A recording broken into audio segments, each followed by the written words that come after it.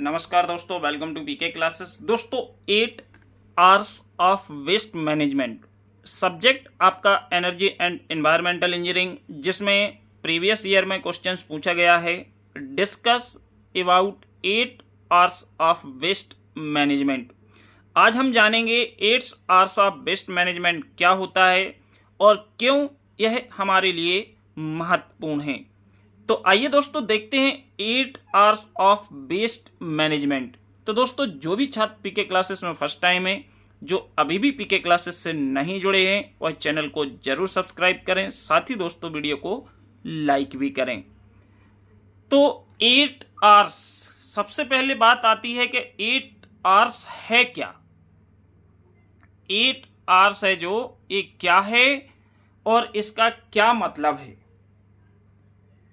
तो हमारे energy and environmental engineering में हम अपने एनवायरमेंट को, इकोसिस्टम को, बायोडाइवर्सिटी को प्रोटेक्ट करने के लिए, सेव करने के लिए हम क्या करते हैं, कुछ इस तरह की तकनीकी हैं जो उपयोग करते हैं जिससे हमको फायदा मिले और हमारी इकोनॉमी है वो ग्रूम करे।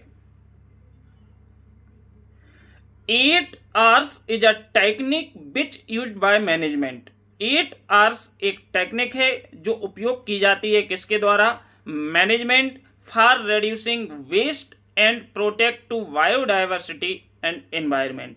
किसके लिए, रिड्यूसिंग वेस्ट, वेस्ट को कम करने के लिए। क्या हम बहुत सारी चीजें हैं जो कि वेस्ट होती हैं तो उसको रिड्यूस करने के लिए, and protect to biodiversity and environment, हमें अपने बायोडाइवर्सिटी और एनवायरमेंट को बचाने के लिए। 8 आर स्टैंड फॉर। अब 8 आवर्स का मीनिंग क्या है। 8 आवर्स हमारा जो है, इसमें सबसे पहले बात आती है रीथिंक।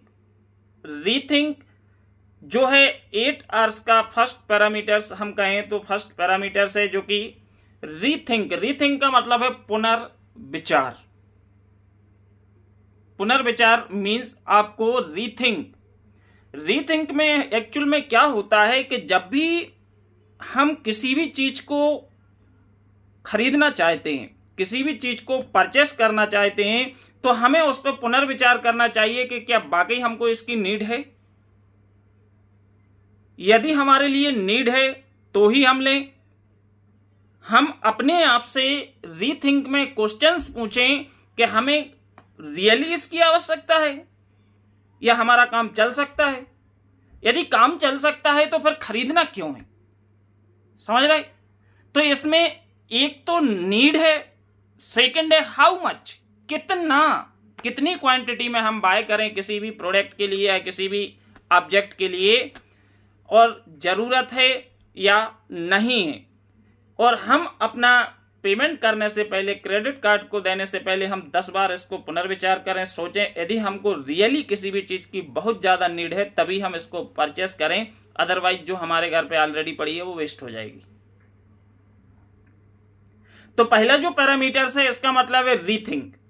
सेकंड है रिपेयर। रिपेयर का मतलब आप सभी लोग जानते हैं कि रिपेयर का मतलब है किसी भी चीज को रिपेयर करना। कोई भी प्रोडक्ट है, हम मार्केट में, जैसे कि मान लो हमारा मोबाइल खराब हो गया। अब मोबाइल खराब हो गया तो हमने सोचा चलो भैया दूसरा मोबाइल ले लेते हैं।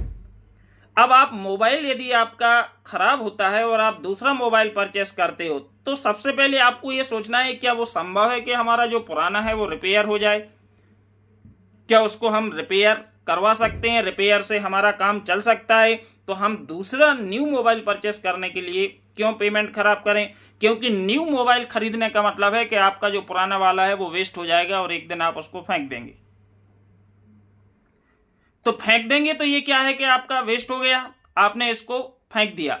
तो इस जगह पे आपका सेकंड जो इसका 8 आवर्स का पैरामीटर है वेस्ट मैनेजमेंट में, वो है रिपेयर। यदि रिपेयर कोई भी चीज हो सकती है तो हमको उसको रियली रिपेयर करवाना चाहिए। थर्ड है रीयूज। रीयूज, हम क्या उस कोई भी प्रोडक्ट, किसी भी ऑब्जेक्ट को रीयूज कर सकते हैं। रीयूज मीन्स पुनः उपयोग, रीयूज। तो रीयूज जो है, रीयूज करने से हमारी जो चीजें हैं वो अननेसेसरी चीजें हमारे पास इकट्ठा नहीं होंगी, और जब अननेसेसरी चीजें इकट्ठा नहीं होंगी तो हमारा जो ऑब्जेक्ट या प्रोडक्ट है उसका अच्छे से यूटिलाइजेशन हम कर पाएंगे और हमारे चीजें वेस्ट कम होंगी।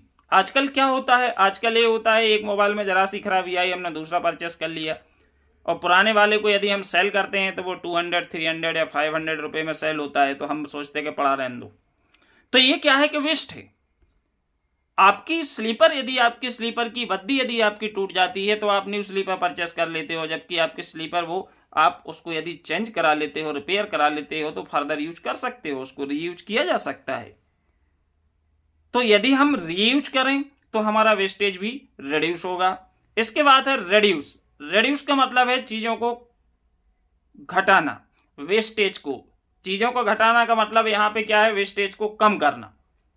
तो जो फोर्थ आर है, इस फोर्थ आर में रेड्यूस, रेड्यूस मतलब कभी भी हम जैसे कि घर में खाना पकाते हैं, तो खाना पकाते हैं तो हम एक लिमिटेड अमाउंट में ही खाना के लिए तैयार करें, पकाएं जितना हमको लगेगा। यदि हम क्वांटिटी से ज्यादा अमाउंट में यदि किसी भी फूड को तैयार करते हैं, खाने को पकाते हैं, तो वो हमारा क्या हो जाएगा, वेस्ट हो जाएगा।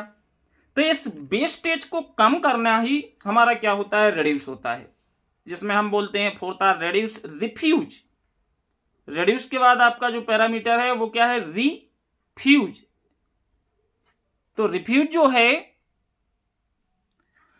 अब जो रिफ्यूज है, रिफ्यूज में बेसिकली एक्चुअल में हम बात करें तो रिफ्यूज का मतलब है कि जैसे कि यदि कोई भी चीज हम परचेस करना चाह रहे हैं, तो परचेस करने से पहले हम एक बार ये सोचें कि जो चीज हम खरीदना चाह रहे हैं क्या ये आस पड़ोस में किसी के पास पहले से उपलब्ध है।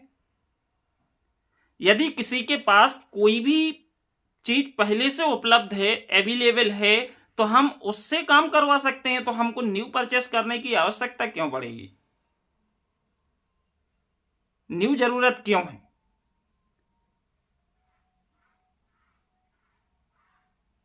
तो रिफ्यूज में मान लो कि आपके पास जो है एक घास काटने की मशीन है, आपके पड़ोस में किसी के पास है, आपको घास काटना है, तो आप उससे मशीन वो लेके काम कर सकते हो अपना, या उससे काम करवा सकते हो, क्योंकि आपको एक बार या 2 बार ही तो घास को काटना है। तो ये हमारा किस में आता है, रिफ्यूज, क्योंकि आपने भी ले ली, सामने वाले ने भी ले ली, आपके भाई ने भी ले लिए, तो ये चीजें क्या है, अननेसेसरी वेस्ट होंगी, क्योंकि जिसकी हमको नीड नहीं है, एक्चुअल में नीड नहीं है, लेकिन फिर भी हम अपने पर्सनल यूज के लिए इस किसी भी चीज को लेके रख लें, तो ये क्या करेंगी, प्रॉब्लम क्रिएट करेंगी, और हमारी चीजें वेस्ट भी होंगी, उसकी भी खराब होगी, आपकी भी खराब होगी, 10 खराब होगी, मतलब 10 वेस्ट हो रही हैं। और यदि एक से काम चल सकता है तो हमें वो ज्यादा बेनिफिशियल होगा। इसके बाद है रिसाइकिल। रिसाइकिल में बहुत सारे हमारे वेस्टेज जो होते हैं, जिनको हम रिसाइकलिंग के थ्रू फिर से रॉ मटेरियल में परिवर्तित कर लेते हैं, और रॉ मटेरियल से हम न्यू प्रोडक्ट से अगेन तैयार कर सकते हैं। तो रिसाइकलिंग, जैसे कि आप देखते हो प्लास्टिक की बॉटल्स वगैरह देखते हो, प्लास्टिक की बॉटल्स वगैरह को गला के फिर से रॉ मटेरियल से फर्दर उसकी एक न्यू बॉटल्स है जो कि बना दी जाती है तैयार।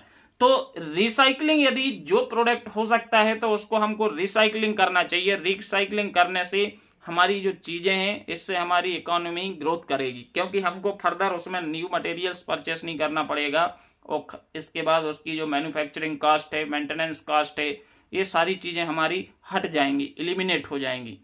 तो ये आता है 6 नंबर का जो है, इसको हम बोलते हैं रिसाइकलिंग। रिकवर, किसी भी चीज को हम क्या रिकवर कर सकते हैं,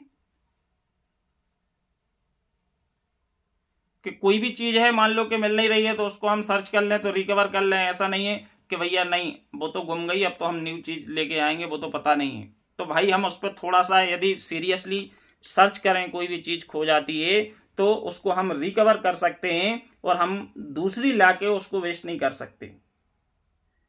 और जो लास्ट आपका है 8th नंबर का, इसको बोलते हैं रीगिफ्ट। रीगिफ्ट, रीगिफ्ट जो है ये शिष्टाचार के रूप से देखें तो अच्छा नहीं लगता है, देखने सुनने में अच्छा नहीं लगता है कि किसी ने हमको गिफ्ट दिया था, इसी गिफ्ट को हमने किसी अगेन को दे दिया। लेकिन यदि हमारे पास जो गिफ्ट ऑलरेडी उपलब्ध है, ये गिफ्ट की कंडीशंस अच्छी है, क्वालिटी अच्छी है, तो हम क्यों न्यू परचेस करें, क्यों हम अपनी चीजों को वेस्ट करें कि घर में ढेर लगाते जा रहे हैं, और इसके बाद दूसरे को देने की बारी आई तो हम नया परचेस कर रहे हैं। तो इस कैटेगरी में जो 8th नंबर का पैरामीटर है इसमें है रीगिफ्ट। रीगिफ्ट मतलब जो हमें किसी ने गिफ्ट किया था, हमने 2 साल बाद हमें जरूरत पड़ी तो उसी को किसी दूसरे को गिफ्ट कर दिया, तो हमारी भी पूर्ति हो गई और सामने वाले के पास गिफ्ट भी पहुंच गया, जिसके लिए हमको एक न्यू प्रोडक्ट नहीं खरीदना पड़ा कि जो ऑलरेडी हमारे पास 10 पड़े हैं वो वेस्ट हो जाएं। तो 8 आवर्स का मतलब है 8 आवर्स, जिसमें rethink, repair, reuse, reduce, refuse, recycle, recover and regift, ये जो पैरामीटर्स हैं, यदि आपके एग्जाम में 5 आवर्स आता है तो कोई भी 5 पॉइंट को आप एक्सप्लेन करिए, यदि 3 आवर्स आता है तो 3 पॉइंट को एक्सप्लेन करिए, 8 आवर आता है तो 8 पॉइंट को आपको एक्सप्लेन करना है। ये जो है 8 आवर्स, ये हमारे एनर्जी एंड एनवायरमेंटल इंजीनियरिंग में, क्योंकि हम सबसे ज्यादा बात करते हैं पॉल्यूशन की, एयर पॉल्यूशन है। एयर पॉल्यूशन क्यों होती है भाई? क्योंकि आज के समय में हर इंसान के लिए व्हीकल्स चाहिए, हर इंसान के लिए, जबकि हमारी सिटी बसें उपलब्ध हैं। हम चाहें तो सिटी बस का यूज कर लें तो हमारे रोड पर ट्रैफिक भी कम होगा और इसके बाद ट्रैफिक के साथ साथ हमारा जो फ्यूल कंजप्शन है वो भी घटेगा। लेकिन नहीं, हर बंदा चाहता है कि हम अपनी पर्सनल कन्वेंस से जाएं, पर्सनल व्हीकल से जाएं, जबकि सुविधाएं उपलब्ध हैं। तो यदि हम इसको रिड्यूस कर लेते हैं तो हमें मालूम है कि हम फॉरेन कंट्रीज से कितना सारा पेट्रोलियम से जो कि क्या करते हैं, इंपोर्ट करते हैं। अब इंपोर्ट करते हैं तो हमको बहुत सारे चार्जेस हैं जो कि अदर्स कंट्री को देना पड़ते हैं, और इसके बाद जितना अधिक से अधिक फ्यूल जलता है तो इससे ग्लोबल वार्मिंग है, ओजोन लेयर डिप्लेक्शन है, इन सब की प्रॉब्लम को भी हमको फेस करना है और हम अपने एनवायरनमेंट को डे बाय डे क्या करते जा रहे हैं, पॉल्यूट करते जा रहे हैं। तो यहां जो मैनेजमेंट की तकनीकी है, यदि इस तकनीकी का उपयोग हम कर सकते हैं तो तकनीकी का यूज करने से हमारी इकोनॉमी तो इंप्रूव होगी, साथ ही हमारा एनवायरनमेंट, बायोडाइवर्सिटी एंड इकोसिस्टम है जो काफी सुधार आएगा। तो आई होप दोस्तों आप समझ गए होंगे। इन सभी पॉइंट के बारे में आपको 2-2, 3-3 लाइन में रिप्रेजेंट करना होगा। वीडियो देखने के लिए समस्त दोस्तों को बहुत बहुत धन्यवाद। Thank you.